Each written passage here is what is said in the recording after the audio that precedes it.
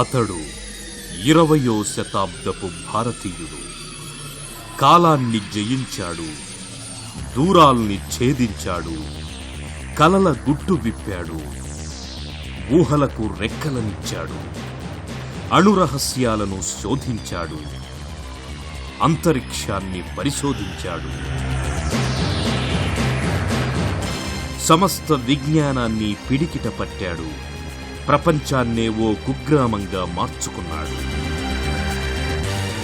కాని మరోవైపు ఆకలి చావులు, అనారోగ్య పీడితులు, అక్షరగంధం సోకని ప్రజలు, పెరుగుతున్న పేదరికం, పేద ధనిక భేదం, గ్రామీణ ప్రజలకు చేరువ కాని శాస్త్ర సాంకేతిక ఫలాలు, చతికిలపడ్డ గ్రామీణ భారతం.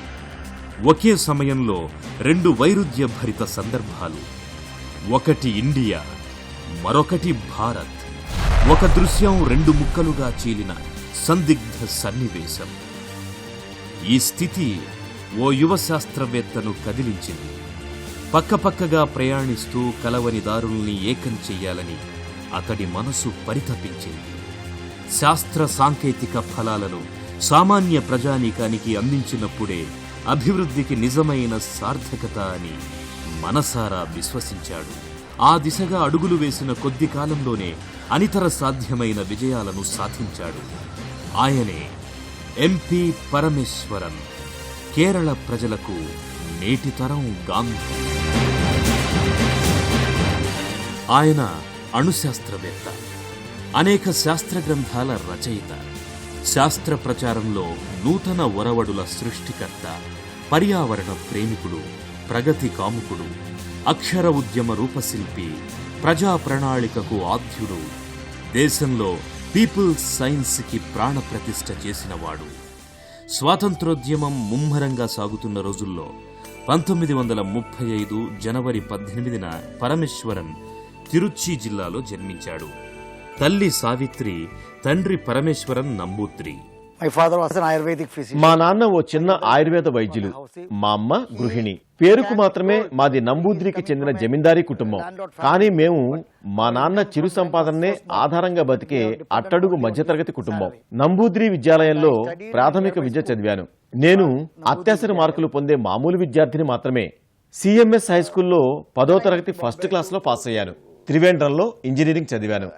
బొంబాయిలో టాటా హైడ్రోలో బాబా ఆటమిక్ సెంటర్లో ట్రైనీగా ఉద్యోగంలో చేరాను.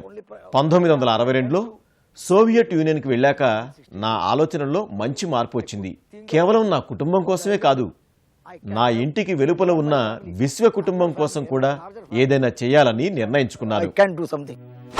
1960 బొంబాయి బాబా అణు పరిశోధనా కేంద్రం. శాస్త్రవేత్తలంతా పరిశోధనల్లో మునిగి తేలుతున్నారు. దేశాన్ని శాస్త్ర సాంకేతిక రంగాలలో బలోపేతం చేసే కృషిలో నిమగ్నమయ్యామన్న తృప్తి వారి కళ్లల్లో కనిపిస్తోంది. కాని ఆ బృందంలో ఒకటిగా ఉన్న పరమేశ్వరన్కు అది ఏమాత్రం తృప్తినివ్వడం లేదు. ఎన్నో ఆలోచనలు ఆయనను చుట్టుముట్టాయి. దేశమంటే మనుషులు. మరి దేశ జనాభాలో 170 మందికి చదవటం రాదు. ప్రజల్లో మూఢనమ్మకాలు ప్రబలంగా ఉన్నాయి. భారతీయ భాషల్లో శాస్త్ర సాహిత్యం అంతంత మాత్రంగానే అందుబాటులో ఉంది. మరి అటువంటప్పుడు అసలు అభివృద్ధికి అర్థం ఏమిటని పదే పదే యోచించాడు. శాస్త్ర పరిశోధనలకు సమాంతరంగా మరో రూపంలో కృషి జరగాలని ఆయన భావించారు. పరిశోధనా ఫలాలను ప్రజలకు చేరువ చేస్తేనే అభివృద్ధి ఫలాలు ప్రజలకు దక్కుతాయని నమ్మాడు. దీంతో మొదట బాబా అణు పరిశోధనా కేంద్రాన్ని తన ఆలోచనల అమలుకు వేదికగా మలుచుకున్నాడు. అక్కడి 1500 మంది శాస్త్రవేత్తలను కదిలించాడు.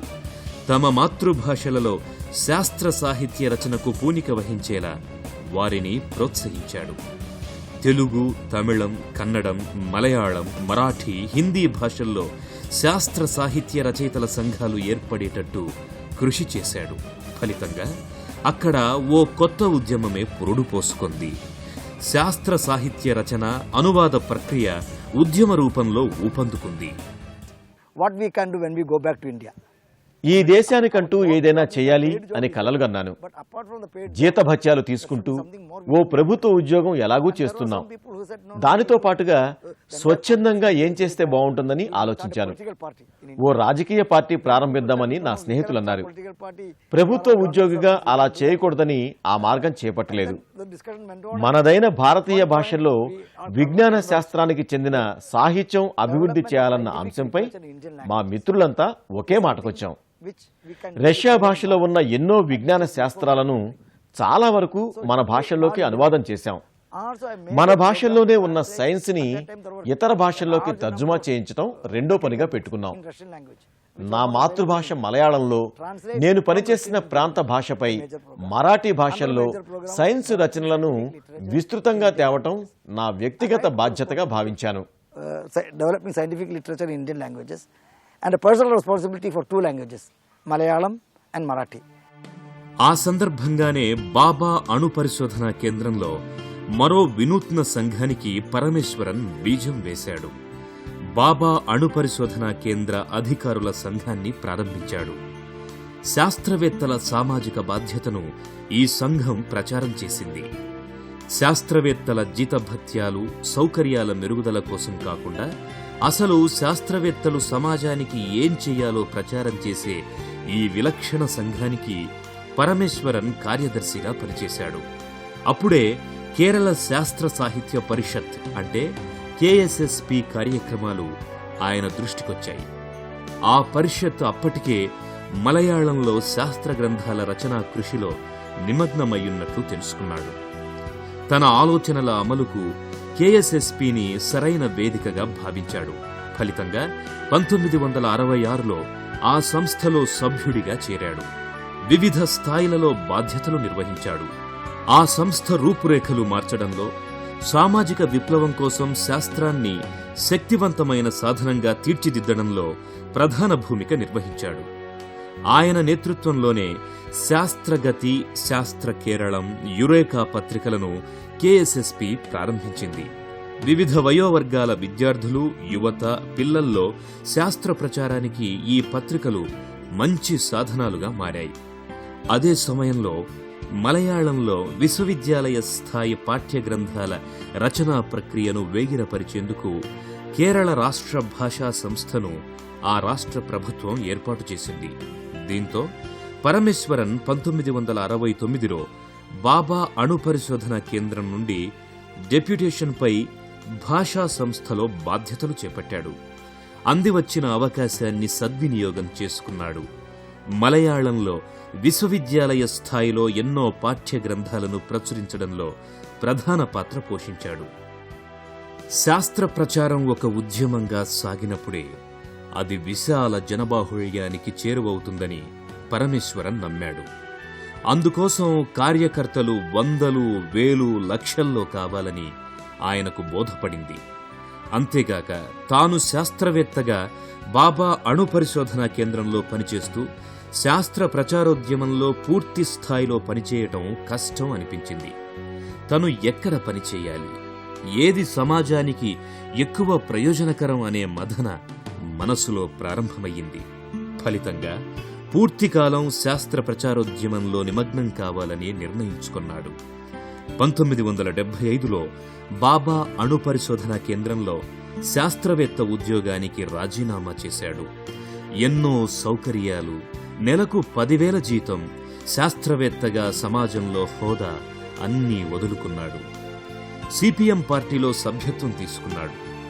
వారిచ్చే 900 రూపాయల అలవెన్స్, తన పుస్తకాలపై వచ్చే కొద్దిపాటి రాయల్టీతో జీవనయానం సాగించడం ప్రారంభించాడు. స్వాతంత్రోద్యమ కాలంలో ఎంతో మంది ఉద్యోగాలను వదులుకోవడం విన్నాం. కానీ ఎలాంటి ఉద్యమం లేని వాతావరణంలో ఉద్యోగాన్ని వదులుకోవడానికి ఎంత గుండెదిటవు కావాలి. తాను మొదలుపెట్టిన ఉద్యమంపై పరమేశ్వరన్కున్న అచంచల విశ్వాసం అలాంటిది. తానే ఉద్యమంగా మారాలనుకున్నాడు. With my ability in science నాకున్న శాస్త్ర విజ్ఞాన సామర్థ్యానికి కొద్దిపాటి రాజకీయ పలుకుబడి ఉపయోగించి ఉంటే ఆటమిక్ ఎనర్జీ కమిషన్ కి చైర్మన్ గాను డైరెక్టర్ గాను అయి ఉండొచ్చు. కానీ నేనెంచుకున్న మార్గం అది కాదు. శాస్త్ర సాంకేతిక రంగాల్లోని వివిధ విభాగాలతో ప్రజాశాస్త్రవేత్తగా ప్రజల మధ్య పనిచేయాలనుకున్నాను. సంతృప్తి అనేది మనం ఎంచుకునే దానిపై ఆధారపడి ఉంటుంది. డబ్బు సంపాదనే లక్ష్యంగా ఎంచుకుంటే మన దారి వేరేగా ఉంటుంది. ప్రజాసేవ మార్గంగా ఎంచుకుంటే మన ఆచరణ మరో రకంగా ఉంటుంది.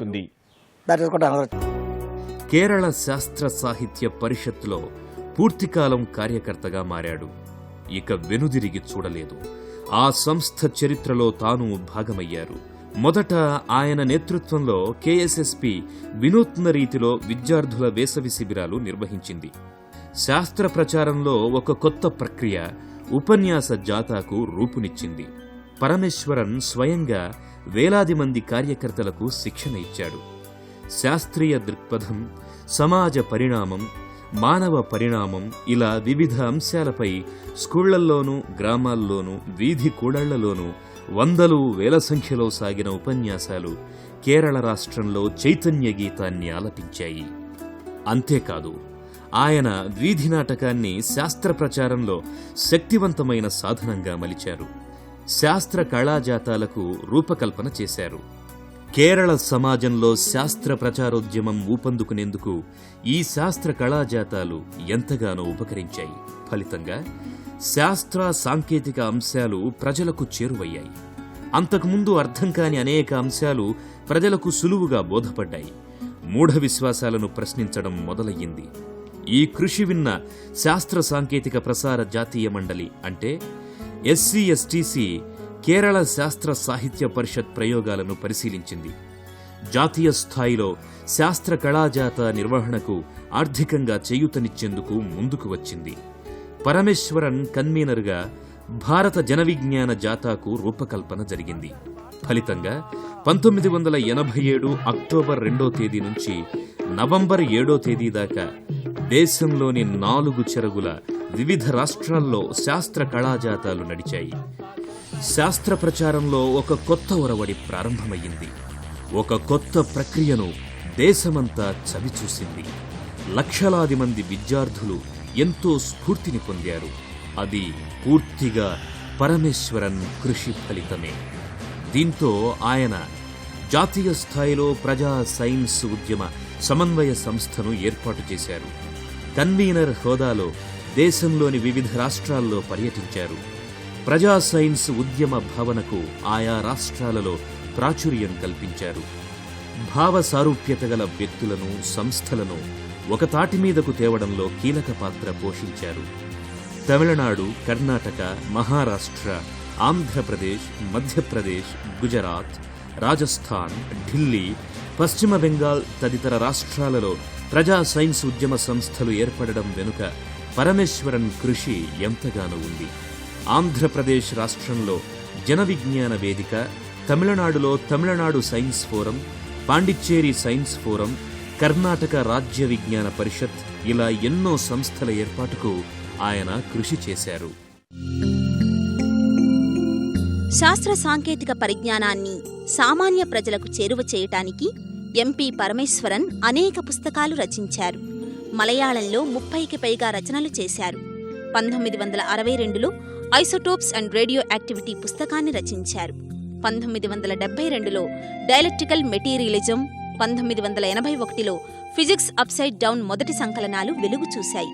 1983లో ప్రామిస్ ఆఫ్ టుమారో, 1987లో ఇండియాస్ న్యూక్లియర్ పవర్ ప్రోగ్రాం రచనలు వెలువరించారు. 1999లో a new world, a new India, 2004లో సిటిజన్ సైంటిస్టులలో తన ఆలోచనలను అక్షరబద్ధం చేశారు. 2005లో ద మీనింగ్ ఆఫ్ నాలెడ్జ్, 2007లో Kerala a madhouse or a lighthouse రచనలు పరమేశ్వరన్ ఆలోచనలకు అక్షర రూపాలుగా నిలిచాయి. ఇక ఆ తరువాత పరమేశ్వరన్ తనలో ఎప్పటినుంచో దాగి ఉన్న ఆలోచనలకు కార్యరూపాన్నిచ్చాడు.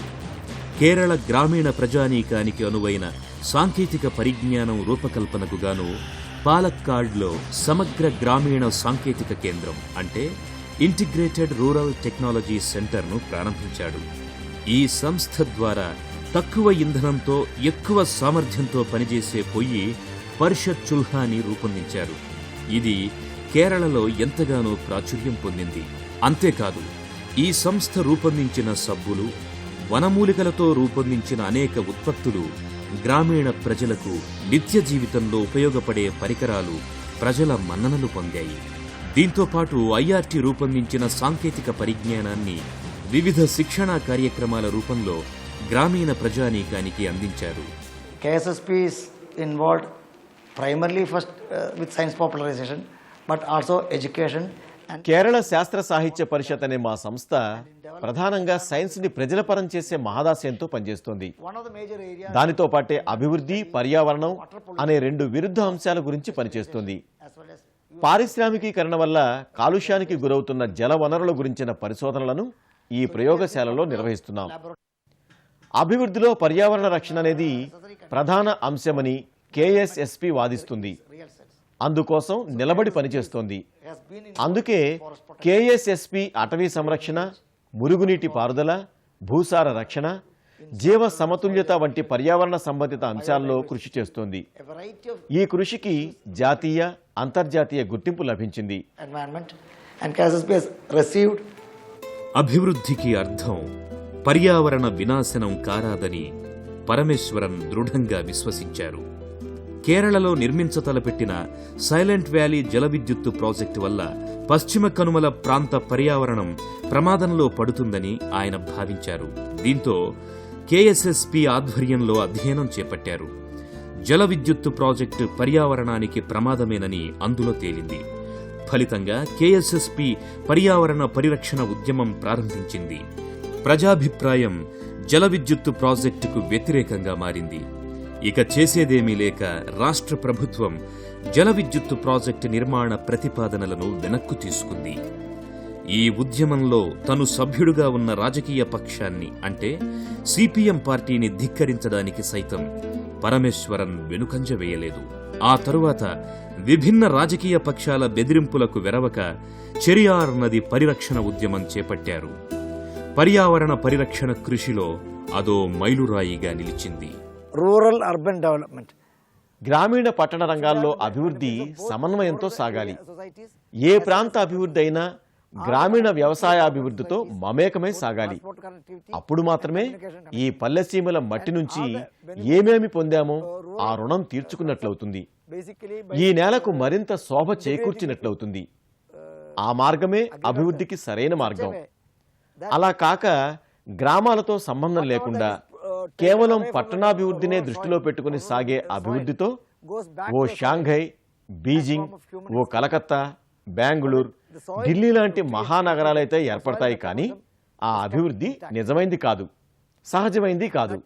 గత 10 ఏళ్లలో హైదరాబాద్ చాలా వేగంగా అభివృద్ధి చెందింది నిజమే. కానీ ఈ మార్పు ఏ సమస్యల్ని పరిష్కరించకపోగా మళ్లీ ఓ సమస్య కూర్చుంటుంది. గ్రామీణ ప్రాంతాల్లో అనుసంధానమై సాగే అభివృద్ధే నిజమైన పరిష్కారం అవుతుంది. ప్రజా జీవనంలో తెచ్చే గణనీయమైన మార్పే నిజమైన అభివృద్ధి. వారి ఆరోగ్యం, పరిసరాల శుభ్రత, ఉపాధి, ఆర్థికాభివృద్ధి ఇవన్నీ మార్పు చెందాలి. జీవిత ఆనందాన్ని పొందే ఖాళీ సమయం ప్రజలకు దొరకాలి. Health should improve and they should get more and more leisure time. నిరక్షరాస్యత మన దేశానికి తలవంపులు తెస్తున్న కళంకంగా పరమేశ్వరన్ భావించారు. దీంతో మొదట దేశంలో నడుస్తున్న అక్షరాస్యత కార్యక్రమాల తీరుతెన్నులను పరిశీలించాడు. అది ప్రజల పాత్ర లేకుండా కేవలం అధికారుల కార్యక్రమంగా నడవడం గమనించాడు. ప్రజా ఉద్యమంగా సాగితేనే అక్షరాస్యత కార్యక్రమాలు విజయవంతమవుతాయని బలంగా విశ్వసించారు. దీంతో ఎర్నాకులంను సంపూర్ణ అక్షరాస్యత జిల్లాగా తీర్చిదిద్దేందుకు కృషి ఆరంభించాడు. గతంలో KSSPలో చురుకుగా పనిచేసిన ఎర్నాకులం జిల్లా కలెక్టర్ రాజన్ సహకారంతో తమ సంస్థ ద్వారా సమిష్టిగా ఎర్నాకులంలో అక్షరాస్యత ఉద్యమం ప్రారంభించారు. వేలాది కార్యకర్తలు ఉచితంగా చదువు నేర్పేందుకు ప్రతినబూనారు. కళాజాతాలు ఊరూరా తిరిగాయి. చదువు నేర్చుకునేందుకు నిరక్షరాస్యులు ముందుకు వచ్చారు. స్వచ్ఛందత ఎల్లెడలా వెల్లి విరిసింది. నడిపించేవారిపై నమ్మకం కలిగితే చేపట్టిన పని పట్ల గౌరవం కుదర్చగలిగితే యువత శిరం ఎత్తుతుంది, కదం తొక్కుతుంది అని ఎర్నాకులం అనుభవం పాఠాలు నేర్పింది. Rajiv Gandhi's secretariat, Sam Pitroda. Rajiv Gandhi secretariat నుంచి శామ్ పిట్రోడా నా వద్దకు వచ్చారు. కేంద్ర ప్రభుత్వం చేపట్టిన అక్షరాస్యత కార్యక్రమాలకు సహాయ సహకారాలు కోరారు. ఫలితంగా 1988లో ఢిల్లీ వెళ్లి ప్రభుత్వ అధికారులతో చర్చించాను. An environment creation for literacy. So 1988 beginning I went to Delhi. ఆ తర్వాత ప్రజల్లో విద్యపై ఆసక్తి కలిగించేలా అనేక అక్షరాస్యత కార్యక్రమాలు నిర్వహించాం. for raising a demand. కేరళలోని ఎర్నాకుళం, కర్ణాటకలోని బీజాపూర్, పశ్చిమ బెంగాల్లోని మిడ్నాపూర్లలో విస్తృతంగా క్యాంపెయిన్లను నిర్వహించాం. అక్షరాస్యతే మా కార్యక్రమాలకు కేంద్రంగా చేసుకున్నాం. దీంతో అక్షరాస్యతను సాధించడంలో ఎర్నాకుళం ఓ అద్భుతాన్ని సృష్టించింది. And the Bharat Gyan Vigyan Samiti became a sort of a permanent affair. సమాజపు ఎజెండాలో లేని అక్షరాస్యతను కేరళ సమాజపు ఎజెండాలోకి తేవడమే కాక అక్షరాస్యత కార్యక్రమానికి ఉద్యమ రూపునివ్వడం ద్వారా ఎర్నాకులం ప్రయోగం విజయవంతమయ్యింది. అక్షరాస్యత ఉద్యమాలకు ఎర్నాకులం వేగుచుక్కగా మారింది. ఆ తరువాత అక్షరాస్యతను సమాజపు ఎజెండాలోకి తెచ్చేందుకు 1990లో పరమేశ్వరన్ ఆధ్వర్యంలో దేశవ్యాప్తంగా ప్రారంభమైన భారత జ్ఞాన విజ్ఞాన జాత అన్ని రాష్ట్రాలలో ఎంతో విజయవంతమయ్యింది. భారత జ్ఞాన విజ్ఞాన జాత కన్వీనర్గా పరమేశ్వరన్ తన సృజనను, అనుభవాన్ని, తపనను రంగరించి పనిచేశారు. ఫలితంగా 4-5 సంవత్సరాల వ్యవధిలో భారతదేశ అక్షరాస్యతలో 10% రికార్డు పెరుగుదల నమోదయ్యింది. నెల్లూరు జిల్లా సారా వ్యతిరేకోద్యమానికి, పుదుక్కొట్టైం జిల్లా క్వారీ సహకార ఉద్యమానికి, ఇలా ఎన్నో ఉద్యమాలకు ఈ అక్షరాస్యత ఉద్యమాలే పునాదిగా నిలిచాయి. అక్షరాస్యత ఉద్యమమంటే అణగారిన వర్గాల ఉద్యమంగా, మరీ చెప్పాలంటే మహిళా ఆత్మవిశ్వాస ఉద్యమంగా రూపుదాల్చింది. పెద్దలు చదువుకోవడం, పిల్లల్ని చదివించడానికి పెద్ద ఎత్తున దోహదకారిగా మారింది. అధికారులు తమ అధికారతత్వం వదులుకొని ప్రజలతో మమేకం కావడంలోని ఆనందాన్ని అక్షరాస్యత ఉద్యమం ద్వారా చవిచూశారు. ఆ తరువాత పిల్లల చదువుపైకి పరమేశ్వరన్ చూపు సారించారు. జాయ్ ఆఫ్ లెర్నింగ్ పేరిట చదువుల సంబరాలు, బాలమేళాలకు ఆయన రూపకల్పన చేశారు. There is much discussion on the present education system which normally does not excite the child. నేటి పిల్లల్లోని సృజనాత్మకతను వెలికితీయడానికి ఈ విద్య పనికిరావటం లేదు. Bringing out మన దేశం రూపొందించుకున్న వినూత్న లక్ష్యాలకు అనుగుణంగా ఇది లేదు. కేవలం సమాచారంతో పిల్లల బుర్రల్ని నింపే విద్యా విధానంతో ఫలితమేమీ లేదు. For the last 10 years we have been experimenting, and also outside Kerala and many other places since groups like Eklavya has been experimenting. కేరళలో మేము గత 10 సంవత్సరాలుగా ప్రయోగపూర్వకంగా అటువంటి విద్యా విధానాన్ని అభివృద్ధి చేస్తున్నాం. Type of education which is different from what it is today, and a type of education which is Vidya not a ద్వారా binding పిల్లలు type of education. తమంతట It is not తాముగా filling oh the కొత్త gap of the అంశాన్ని children, సృజించగలిగామన్న సంతృప్తి పొందాలి. but helping the children. విద్య గురించి గాంధీ మహాత్ముడు చెప్పింది అదే. This is what Gandhiji has told long time back in the basic education in Nayi Talim also. Parameswaran ఆధ్వర్యంలో పెద్ద ఎత్తున బాలమేళాలు నడిచాయి. చదువంటే ఏమిటి, మన చదువులు ఎలా ఉన్నాయి, సిలబస్ ఎలా ఉంది, సిలబస్లో ఏమేమున్నాయి, సిలబస్లో ఏముండాలి, వాచకాలు అవసరమా, వాచకాలు ఎలా ఉండాలి, ఉపాధ్యాయ శిక్షణ ఎలా ఉంది, ఇలా మేధావులు, విద్యావేత్తలు మాత్రమే చర్చించే అంశాలన్నీ సామాన్య జనంలో చర్చనీయాంశాలుగా మారాయి. చదువుల రంగంలోనూ ఆయన ఎన్నో ప్రయోగాలు సాగించారు. తదుపరి పరమేశ్వరన్ దృష్టి ప్రభుత్వాలు వివిధ స్థాయిల్లో రూపొందించే ప్రణాళికల మీదకు సాగింది. అసలు ఈ ప్రణాళికలు ఎవరి కోసం, ప్రణాళికలు ఎవరు తయారు చేయాలి, ప్రణాళికలు ఎక్కడ తయారు చేయాలి, ప్రణాళికలు తయారు చేయటం ఎలా, ప్రణాళికలలో ఏమేముండాలి ఇత్యాది ప్రశ్నలతో ప్రజల్ని చైతన్యవంతుల్ని చేశాడు. ఆ తరువాత గ్రామాలలో, వీధులలో, పట్టణాలలో, వార్డులలో మనబడి, మన ఆరోగ్యం, మన ప్రజాస్వామ్యం, మన చరిత్ర, సంస్కృతి, ఇలా వివిధ అంశాలపై వారం రోజుల పాటు పీపుల్స్ అసెంబ్లీలను నిర్వహించారు. ఫలితంగా ప్రజా సమ్మేళనాల్లోనే ప్రజా ప్రణాళికలను రూపొందించి చర్చించి ఆమోదం తెలపడం జరిగింది. నిజమైన వికేంద్రీకరణకు బీజం పడింది. స్థానిక ప్రభుత్వాలకు కొత్త అర్థం ఏర్పడింది. మన రాష్ట్రంలో జన్మభూమి, ప్రజల వద్దకు పాలన రూపకల్పనలో ఈ కార్యక్రమాల ప్రభావం ఎంతో ఉంది. దీంతో ఆర్థికవేత్తలకు, పరిపాలనా దక్షులకు పరిమితమైన ప్రణాళిక చర్చ సగటు మనిషి ముంగిటకొచ్చింది. ప్రజా ప్రణాళికలనే కొత్త పేరు ప్రాచుర్యం పొందింది. ఇదే కేరళ రాష్ట్రంలో పెద్ద ఎత్తున ప్రభుత్వ మద్దతుతో సాగిన వికేంద్రీకృత ప్రణాళికా ఉద్యమానికి పునాదిగా నిలిచింది. పుస్తకాల అమ్మకం, పుస్తకాలు చదవడం, పుస్తకాలు రాయడం అన్నీ ఎంపీ పరమేశ్వరన్ దృష్టిలో ఉద్యమానికి అర్హమైనవే. జనవాచన ఆందోళన్ పేర పుస్తకాలు చదవడాన్ని కేరళలో ఓ ఉద్యమంగా మలిచారు. ఆ సందర్భాన్ని పురస్కరించుకుని ఎన్నో కొత్త పుస్తకాలు ప్రచురించారు. మహాగ్రంథాలను కూడా నూతన అక్షరాస్యుల కనువుగా తీర్చిదిద్దారు. పుస్తకాలు అమ్మడం ప్రజా సైన్స్ ఉద్యమంలో భాగంగా మార్చారు. కేరళ రాష్ట్రంలో కేఎస్ఎస్పీకి ప్రధాన వనరు పుస్తకాల అమ్మకం ద్వారా వచ్చే ఆదాయమే.